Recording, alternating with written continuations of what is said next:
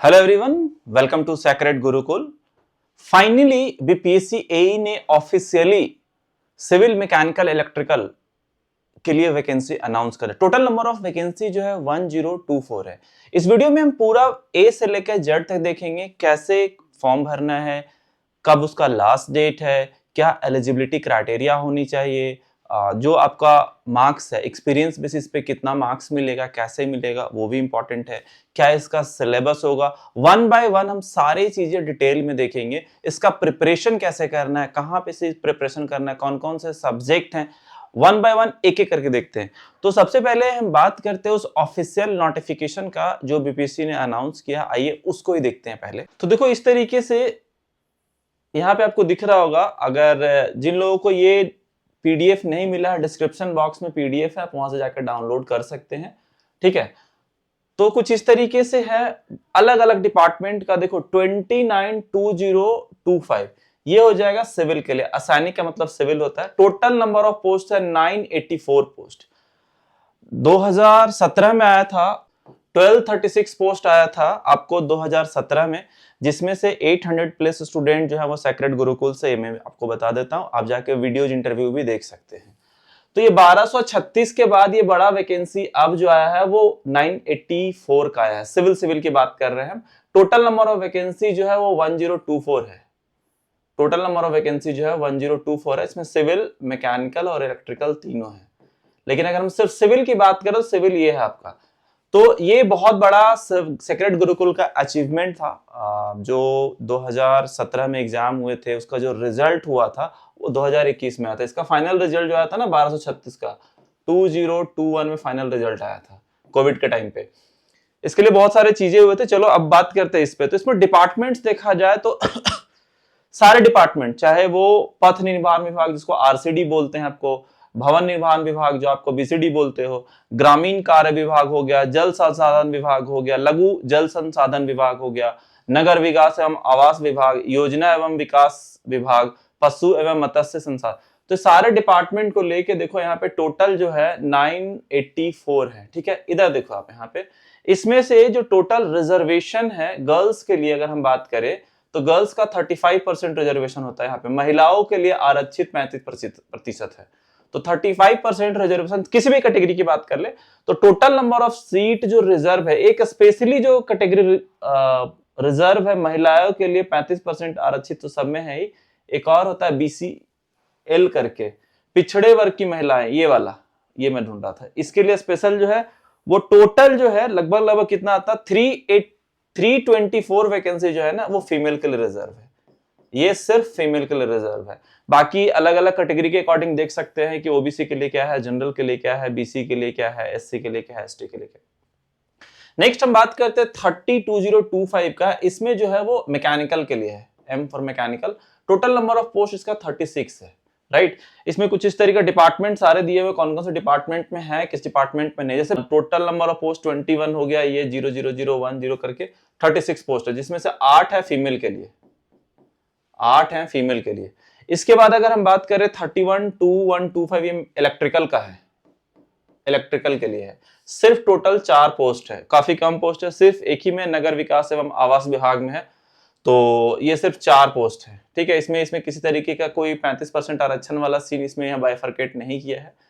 अब आते हैं कि जिन लोगों का फिजिकली हैंडीकैप्टेड है, जैसे कि दिव्यांगता के लिए, मतलब जो फिजिकली हैंडीकैप्टेड के लिए आपको जो सर्टिफिकेट होता है, प्रॉपर सर्टिफिकेट कितना परसेंट आपको मिलता है वो जमा करना होता है, उसके अकॉर्डिंग ये लोग देते हैं। राइट, ग्रेड पे की बात करें तो 5400 ग्रेड पे का है, ये सबसे इंपॉर्टेंट, जिसको लेवल 9 भी कहते हैं। ग्रेड पे हम लोग बात करें तो 5400 ग्रेड पे का है। एजुकेशनल क्वालिफिकेशन में ये चाहिए होता है कि आप किसी भी एआईसीटी अप्रूव्ड यूनिवर्सिटी से डिग्री होना चाहिए। चाहे सिविल के लिए भर रहे तो सिविल का होगा, मैकेनिकल के लिए भर रहे तो मैकेनिकल के लिए होगा, इलेक्ट्रिकल का है तो इलेक्ट्रिकल के लिए होगा। ठीक है, नेक्स्ट अगर हम बात करें कि ये सारी चीजें आप पढ़ लीजिएगा, जहां से फॉर्म भरना है बीपीएससी www.bpsc.bihar.gov.in पे उपलब्ध है सारे डिटेल, ऐसा नहीं कि नहीं उपलब्ध है। तो यहाँ पे आइए।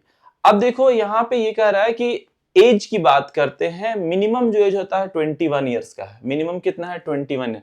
मैक्सिमम एज 37 है जनरल कैटेगरी के लिए, और अदर देन जैसे कि फीमेल के लिए 40 है, बाकी एससी एसटी और ओबीसी के लिए 3 साल मिल जाता है, एससी एसटी के लिए 5 साल मिल जाता है एडिशनल।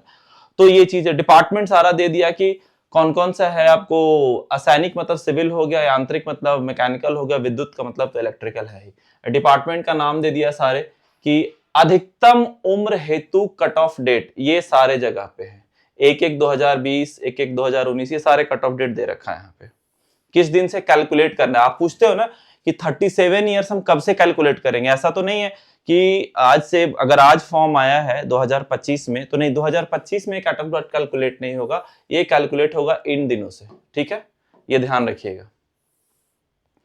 इसके बाद नीचे आ जाते हैं हम कि चयन का आधार जो होता है वो एक एग्जामिनेशन होगा जिसमें एमसीक्यू वाला पार्ट होता है, वस्तुनिष्ठ लिखा हुआ है, वस्तुनिष्ठ। तो एमसीक्यू होगा, सारे के सारे ऑब्जेक्टिव पेपर होंगे, जिसमें से 6 पेपर होगा टोटल। मैं आपको क्लियर कर देता हूं, 6 पेपर में पेपर 1 और 2 हिंदी और इंग्लिश होगा, पेपर 3 जनरल स्टडीज होगा, पेपर 4 जनरल इंजीनियरिंग साइंस होगा, पेपर 5 और 6 as per the branch, like paper 5 होगा civil engineering paper 1, and civil engineering paper 2, उस तरह से mechanical engineering paper 1, mechanical engineering paper 2, electrical engineering paper 1 and electrical engineering paper 2। तो कहने का मतलब ये है कि पेपर 1 से लेके 4 तक कॉमन है तीनों के लिए, राइट। 5 और 6 तीनों अपने अपने चेंज हो जाते हैं। उसमें सबसे मजे की बात यह है कि पेपर 1 और 2 का जो है ना मार्क्स ऐड नहीं होता है, लेकिन क्वालिफाई होना जरूरी है, क्योंकि अगर आप क्वालिफाई नहीं होगे तो आपका कॉपी ही आगे चेक नहीं होता, जांच नहीं होता है। तो और जो मेरिट बनता है वो मेरिट सिर्फ पेपर 3, 4, 5 एंड 6 का बनेगा। मेरिट आपका 3, 4, 5 एंड 6 का मेरिट बनेगा, 1 एंड 2 का मार्क्स मेरिट में कंसिडर नहीं किया जाता है, लेकिन पास होना इंपॉर्टेंट है। अब इसमें एक और इंपॉर्टेंट बात यह है कि जो लोग वर्किंग हैं बिहार में कॉन्ट्रैक्चुअल बेसिस पे, राइट, तो उनको 25 मार्क्स मिलते हैं और 75 मार्क्स आपको इधर के लिए, मतलब जो पेपर में आप क्वालिफाई करते हो, जो एग्जामिनेशन होता है एमसीक्यू का, उसके बिहाफ वो मैं आगे डिस्कस करता हूं, तो उसका क्या क्राइटेरिया रहता है, कैसे रहता है। सो पर एनम के अकॉर्डिंग उनको 5 मार्क्स मिलते हैं, 1 साल आपने काम किया तो 5 साल मिलेगा, 2 साल किया तो 10 साल, मैक्सिमम 25 मार्क्स तक उनको मिल सकते हैं 5 साल अगर काम किया है तो, ठीक है। देखो इसमें से लिखा हुआ है कि सामान्य हिंदी में मात्र क्वालिफाइंग हो जिसमें प्रत्येक न्यूनतम 30 अंक प्राप्त करने अनिवार्य है, वही चीज लिखा हो जो मैंने आपको बता दी। देखो यहाँ पे सारा चीज 1-1 घंटे का है पेपर, आपको यहाँ पे क्लियर हो गया कि ऑब्जेक्टिव सारे पेपर होंगे, सिविल मैकेनिकल ये चारों का चारों, इसमें से कॉमन रहता है ये, बाकी सिविल का, मैकेनिकल का, इलेक्ट्रिकल का, लेकिन जो मार्क्स जुटेंगे वो सिर्फ और सिर्फ general studies, general engineering, civil engineering 1 and civil engineering 2 4 ही पेपर का जुटता है। सारे पेपर 1-1 घंटे के होते हैं और 100-100 मार्क्स का होता है, राइट। बाकी हम डिटेल में देखेंगे, ये वीडियो तो खैर यहाँ पे भी इंफॉर्मेटिव, ये इंपॉर्टेंट पार्ट है। देखो आयोग द्वारा आयोजित लिखित परीक्षा में प्राप्त अंकों की अधिमानता 75 अंक, मतलब कि जो लोग आप एग्जाम देंगे, राइट, तो एग्जाम देने के बाद जो मैक्सिमम एक लिस्ट बनेगा वो मैक्सिमम आपका 75 मार्क्स के लिए हो जाएगा। अब इसमें क्या होगा, 75 में कितने अंक आ रहे हैं वो देखेंगे, लेकिन जो एक्सपीरियंस वाले हैं उनको 25 अंक तक मैक्सिमम मिल सकता है, 5 साल 5 मार्क्स पर एनम के अकॉर्डिंग। संविदा के आधार पर कार्य करने वाले प्रति वर्ष के लिए 5 अंक, जिनकी अधिकतम सीमा 25 होगी। मतलब अगर 1 साल काम कर रहे हैं और उन्होंने इधर 75 मार्क्स मान के चले तो 100% मार्क्स ले आया तो 75 + 5 होंगे, 75 + 10 होंगे 2 साल के लिए, इस तरीके से एड ऑन्स होंगे, राइट। अगर यहाँ पे 50 मार्क्स लाते हो तो 50 + 5 होंगे, ये 55 + 5 होंगे, 55 +, मतलब वो दोनों एड ऑन होंगे ही होंगे वो सारी चीजें, ठीक है। नेक्स्ट आते हैं, अब ये कैलकुलेशन का बेसिस दिया हुआ है, चलो वो सब चीजें तो पहले तो एग्जाम की तैयारी कर लो, वो इंपॉर्टेंट है क्योंकि काफी अच्छा वैकेंसी है काफी दिनों के बाद, this is very important.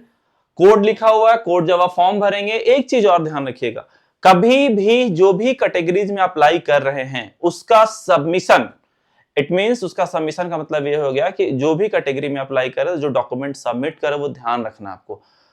Same document आपको हमेशा एक फाइल और फोल्डर बना के रखना है, ऐसा नहीं कि आज वो डॉक्यूमेंट सबमिट किया और उसको भूल गए, नहीं, वो हमेशा संभाल के रखना है जब तक कि आपके रिक्रूटमेंट जॉब हमेशा के लिए रखना है, ठीक है। चाहे वो कोई भी डॉक्यूमेंट हो, चाहे वो आपको इसमें से कैटेगरी वाला हो, किसी भी चीज के लिए क्लेम कर रहे हैं उसके लिए, राइट। रिजर्वेशन का अलग है, वर्टिकल रिजर्वेशन, हॉरिजॉन्टल रिजर्वेशन, वो सब अलग पार्ट है, कोई बड़ा इशू नहीं है। इसमें काफी सारी चीजें दे रखे हैं कि कैसे फॉर्म भरना है। जो जनरल कैंडिडेट के लिए 750 रुपीज है, यहाँ पे लिखा हुआ 750 रुपए हो जाएंगे। अनुसूचित जाति जनजाति के लिए 200 रुपए होंगे, ठीक है। 200 रुपए बिहार राज्य के स्थायी निवासी सभी आरक्षित अनिश्चित महिला के लिए, मतलब फीमेल कैंडिडेट का 200 रुपए है, ठीक है, जो बिहार राज्य से बिलोंग करते। दिव्यांगों के लिए भी 200 रुपए होंगे, और बाकी अन्य किसी भी उम्मीदवार के लिए 750 रुपए होंगे, ठीक है। तो ये सारी चीजें हैं, इसमें लिखा हुआ बायोमेट्रिक फीस ये क्या है, कैसे, उसका कोई लॉजिक नहीं है। ऑनलाइन आवेदन करने का जो इंपॉर्टेंट पार्ट है वो ये है कि 30 अप्रैल से स्टार्ट हुआ है और 28 मई को ये खत्म हो जाएगा। तो लास्ट डेट का वेट नहीं करना है, फॉर्म को पहले ही भर लीजिए, नहीं तो बाद में आपको पता है क्या होता है कि कभी वेबसाइट नहीं खुल रहा है, वेबसाइट हैंग कर जाता है, बहुत सारी चीजें प्रॉब्लम होता है।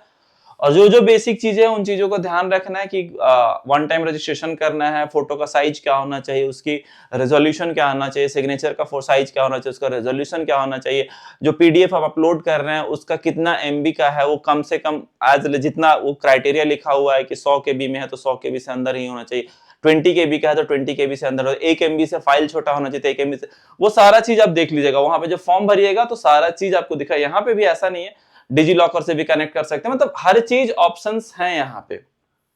बट फॉर्म भरने से पहले ये सब चीजें प्रिपेयर कर लीजिए, ऐसा नहीं है कि बाद में फॉर्म भर रहे हैं अच्छा ये वाला काम है तो पहले एक बार पढ़ लीजिए, सारी चीजें आ जाएंगी।